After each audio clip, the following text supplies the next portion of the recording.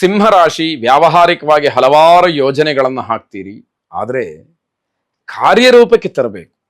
ಅದು ಬಹಳ ಮುಖ್ಯವಾದಂಥದ್ದು. ಮಾನಸಿಕ ಸ್ಥಿಮಿತತೆ ಇರಬೇಕು, ಮನಸ್ಸು ನಿಮ್ಮ ಹತೋಟಿಯಲ್ಲಿರಬೇಕು. ಯಾವಾಗ ಮಾನಸಿಕವಾಗಿ ನೀವು ದೌರ್ಬಲ್ಯವನ್ನು ಹೊಂದ್ತೀರಿ, ದುರ್ಬಲರಾಗ್ತೀರಿ, ಆಗ ನಿಮ್ಮ ಆಟಗಳು ಏನೂ ನಡೆಯುವುದಿಲ್ಲ. ಎಲ್ಲವೂ ಕೂಡ ವ್ಯರ್ಥ ವಿರುದ್ಧವಾದಂತಹ ಫಲವನ್ನೇ ಅವೆಲ್ಲ ಕೊಡ್ತಾ ಹೋಗುವಂಥದ್ದು. ಅವಿವಾಹಿತರಿಗೆ ಮದುವೆಯ ವಿಚಾರ ಪ್ರಸ್ತಾಪಕ್ಕೆ ಅವಕಾಶ ಇದೆ, ಮದುವೆ ಆಗಿಬಿಡುತ್ತೆ ಅಂತಲ್ಲ, ಆ ವಿಷಯ ಮುನ್ನೆಲೆಗೆ ಬರುವಂಥದ್ದು. ಅದಕ್ಕೆ ಸಂಬಂಧಪಟ್ಟ ಹಾಗೆ ಒಂದಷ್ಟು ಮಾತುಕತೆಗಳು ನಡೆಯುವಂತಹ ಸೂಚನೆ. ಪ್ರಯಾಣದ ಯೋಗ ಇದೆ, ಆ ಪ್ರಯಾಣದಿಂದ ನಿಮಗೆ ಲಾಭವೂ ಕೂಡ ಇದೆ. ಹಾಗಾಗಿ ಆ ಪ್ರಯಾಣವನ್ನು ಮಾಡಬಹುದು. ಹಣದ ವಿಚಾರದಲ್ಲಿ ಮಾತ್ರ ತುಂಬ ಎಚ್ಚರಿಕೆಯನ್ನು ವಹಿಸಬೇಕಾಗುತ್ತೆ. ಯಾರಿಗೋ ಭರವಸೆಯನ್ನು ಕೊಡೋದು, ಹಣ ವ್ಯವಸ್ಥೆ ಮಾಡ್ತೀನಿ ಅಂತ ಸಕಾಲದಲ್ಲಿ ಆ ಹಣ ವ್ಯವಸ್ಥೆ ಮಾಡಲಿಕ್ಕೆ ಆಗದಲೇ ಅವಮಾನ ಮಾಡಿಕೊಳ್ಳುವಂಥದ್ದು, ಈ ವ್ಯವಹಾರಗಳು ಬೇಡವೇ ಬೇಡ ಅಂತ ಅರ್ಥ. ಆಂಜನೇಯ ಸ್ವಾಮಿಯನ್ನು ವಿಶೇಷವಾಗಿ ಪ್ರಾರ್ಥನೆ ಮಾಡಿ. ಅಸಾಧ್ಯ ಸಾಧಕ ಸ್ವಾಮಿನ್ ಅಸಾಧ್ಯಂ ತವ ಕಿಂವದ, ರಾಮದೂತ ಕೃಪಾ ಸಿಂಧೋ ಮತ್ಕಾರ್ಯ ಸಾಧಯ ಪ್ರಭೋ ಎಂಬುದಾಗಿ ನಿಮ್ಮ ಪ್ರಾರ್ಥನೆ ಇರಲಿ. ಶುಭವಾಗಿ. ಕನ್ಯಾ ರಾಶಿ ತುಂಬ ಒತ್ತಡವನ್ನು ಎದುರಿಸಬೇಕಾದಂತಹ, ಅನುಭವಿಸಬೇಕಾದಂತಹ ದಿವಸ ಇದು. ವಿನಾಕಾರಣ ಯಾಕೆ ಒತ್ತಡವನ್ನು ಮೈ ಮೇಲೆ ಎಳ್ಕೊಳ್ಳುತ್ತೀರಿ ಅನ್ನುವಂಥದ್ದು ಪ್ರಶ್ನೆ ಆಗುತ್ತೆ. ಆಲೋಚನೆ ಮಾಡಿ. ನಿಮ್ಮ ಪ್ರಗತಿಯ ಬಗ್ಗೆ ಜನ ಅಸೂಯೆ ಪಡಬಹುದು. ನಿಮ್ಮ ಅಭಿವೃದ್ಧಿ, ನಿಮ್ಮ ಏಳಿಗೆ, ಇದನ್ನು ಜನ ಸಹಿಸುವುದಿಲ್ಲ ಅನ್ನುವಂತಹ ಅರ್ಥ. ವೈದ್ಯಕೀಯ ವೃತ್ತಿ, ವೈದ್ಯಕೀಯ ವಿದ್ಯಾರ್ಥಿಗಳಿಗೆ ಅನುಕೂಲ ಇರತಕ್ಕಂಥದ್ದು. ತಮ್ಮ ಕ್ಷೇತ್ರದಲ್ಲಿ ಗಣನೀಯವಾದಂತಹ ಸಾಧನೆ, ಅಲ್ಲಿ ಏನೋ ಒಂದು ವೈಶಿಷ್ಟ್ಯವಾದಂತಹ ಸ್ಥಾನಮಾನ, ಸಂಭಾವನೆ, ಇವೆಲ್ಲವೂ ಕೂಡ ನಿಮಗೆ ಲಭ್ಯವಾಗುವಂತಹ ಸೂಚನೆಗಳು.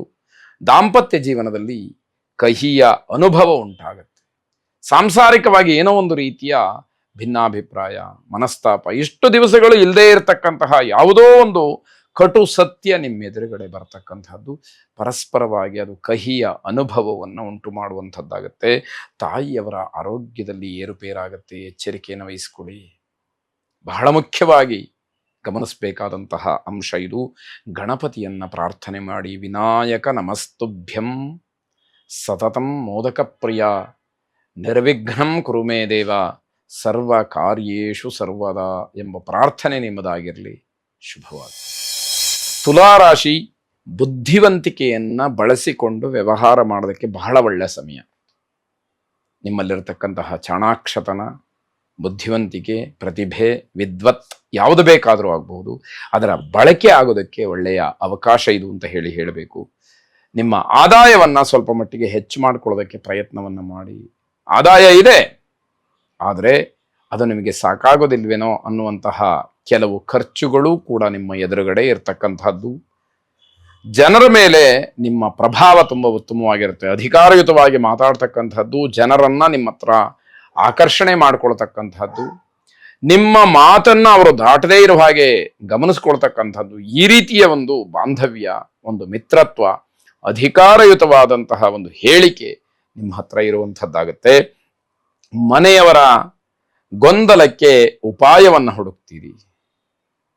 ಮನೆಯಲ್ಲಿ ಏನೋ ಒಂದಷ್ಟು ಗೊಂದಲಗಳಿದೆ, ಕಾಂಟ್ರವರ್ಸಿಗಳಿದೆ, ಅಥವಾ ಕನ್ಫ್ಯೂಷನ್ಸ್ ಇದೆ, ಅದನ್ನೆಲ್ಲ ಸರಿ ಮಾಡಬೇಕು ಅಂತಕ್ಕಂಥದ್ದು ನಿಮ್ಮ ಮನಸ್ಸಿನ ತುಡಿತ. ಅದಕ್ಕೋಸ್ಕರವಾಗಿ ಪ್ರಯತ್ನ ಪಟ್ಟು ಅದನ್ನು ಸರಿ ಮಾಡುವಂತಹ ಕೆಲಸದಲ್ಲಿ ನೀವು ತಲ್ಲೀನರಾಗ್ತೀರಿ. ಸ್ನೇಹಿತರು ನಿಮ್ಮನ್ನು ಹಿಂಬಾಲಿಸ್ತಾರೆ. ನಿಮ್ಮ ಬುದ್ಧಿವಂತಿಕೆಯನ್ನು, ನಿಮ್ಮ ಕಾರ್ಯವೈಖರಿಯನ್ನು, ಆಯಾ ಸಂದರ್ಭಕ್ಕನುಗುಣವಾಗಿ ನೀವು ತೆಗೆದುಕೊಳ್ತಕ್ಕಂತಹ ನಿರ್ಧಾರಗಳನ್ನು ಮೆಚ್ಚಿ ನಿಮ್ಮನ್ನು ಹಿಂಬಾಲಿಸ್ತಾರೆ. ಆರ್ಥಿಕವಾಗಿ ಚೆನ್ನಾಗಿರ್ತಕ್ಕಂತಹ ದಿವಸ. ಹಣಕಾಸಿನ ವಿಚಾರಗಳು ಚೆನ್ನಾಗಿದೆ, ಆದರೆ ಭವಿಷ್ಯಕ್ಕೆ ಇದು ಸಾಕಾಗೋದಿಲ್ವೇನೋ ಅನ್ನುವಂತಹ ಯೋಚನೆಗಳೂ ಇರುತ್ತೆ. ಯೋಚನೆ ಬರಬೇಕು ಕೂಡ. ಸುಬ್ರಹ್ಮಣ್ಯ ಸ್ವಾಮಿಯನ್ನು ಪ್ರಾರ್ಥನೆ ಮಾಡಿ. ಆ ಕಾರ್ತಿಕೇಯ ನಿಮಗೆಲ್ಲ ರೀತಿಯ ಶುಭವನ್ನು ಉಂಟು ಮಾಡಿ. ವೃಶ್ಚಿಕ ರಾಶಿ ಹೊಸ ಹೊಸ ಕೆಲಸಗಳಲ್ಲಿ ಆಸಕ್ತಿಯನ್ನು ತೋರಿಸ್ಬೋದು. ಅದಕ್ಕೆ ಪೂರಕವಾದಂತಹ ವ್ಯವಸ್ಥೆ, ಬೇಕಾದಂತಹ ಸಂದರ್ಭ, ವಾತಾವರಣಗಳು ನಿಮ್ದಾಗುವಂಥದ್ದು. ಹಿರಿಯ ಅಧಿಕಾರಿಗಳು ಕೂಡ ಸಹಕಾರವನ್ನು ನೀಡ್ತಾರೆ. ಅವರ ಸಹಕಾರದಿಂದ ನೀವು ಒಂದಷ್ಟು ಬೆಳಿಲಿಕ್ಕೆ ಅವಕಾಶಗಳಾಗತ್ತೆ. ಪ್ರೇಮಿಗಳಲ್ಲಿ ಸ್ವಲ್ಪ ಮಟ್ಟಿಗೆ ಸಮಸ್ಯೆ ಆಗುತ್ತೆ. ಪರಸ್ಪರವಾಗಿ ಒಬ್ಬರನ್ನೊಬ್ಬರು ಅರ್ಥ ಮಾಡಿಕೊಳ್ಳೋದಿಲ್ಲ. ಕಾರಣ ಭಿನ್ನಾಭಿಪ್ರಾಯ. ಒಬ್ಬರು ಹೇಳಿದ್ದು ಮತ್ತೊಬ್ಬರಿಗೆ ಆಗೋದಿಲ್ಲ. ಜೊತೆಗೆ ಸಣ್ಣದಾದಂತಹ ಅನುಮಾನ ಅಲ್ಲಿ ಕೆಲಸ ಮಾಡುತ್ತೆ. ಅದು ನಿಮ್ಮ ಒಡಕಿಗೆ, ಬಿರುಕಿಗೆ ಕಾರಣವಾಗ್ತಕ್ಕಂಥದ್ದಾಗತ್ತೆ. ಮನೆಯಲ್ಲಿಯೂ ಕೂಡ ಹೊಂದಾಣಿಕೆಯ ಕೊರತೆ ಎದ್ದು ಕಾಣುತ್ತೆ.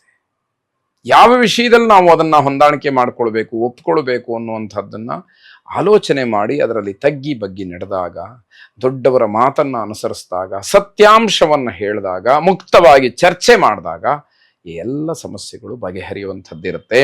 ಅನುಮಾನ ಬರುವಂತಹ ರೀತಿಯಲ್ಲಿ ನಡ್ಕೊಳ್ಬಾರ್ದು. ಇಷ್ಟು ದಿವಸ ಇರಲಿಲ್ಲ, ಈಗ ಯಾಕೆ ಹೀಗೆ ಅನ್ನುವಂಥದ್ದು ಮನೆಯಲ್ಲಿ ಯಾರೂ ಕೂಡ ಗುರುತಿಸುವ ಹಾಗಾಗಬಾರ್ದು. ಅದು ಅನುಮಾನಕ್ಕೆ ದಾರಿಯಾಗುತ್ತೆ. ಮಾತುಗಳು ಅಷ್ಟೇ, ನಡವಳಿಕೆಯೂ ಅಷ್ಟೇ ಬಹಳ ಮುಖ್ಯವಾದಂಥದ್ದಾಗತ್ತೆ. ಅಯ್ಯಪ್ಪ ಸ್ವಾಮಿಯನ್ನ ವಿಶೇಷವಾಗಿ ಪ್ರಾರ್ಥನೆ ಮಾಡಿ. ಶುಭವಾಗಲಿ.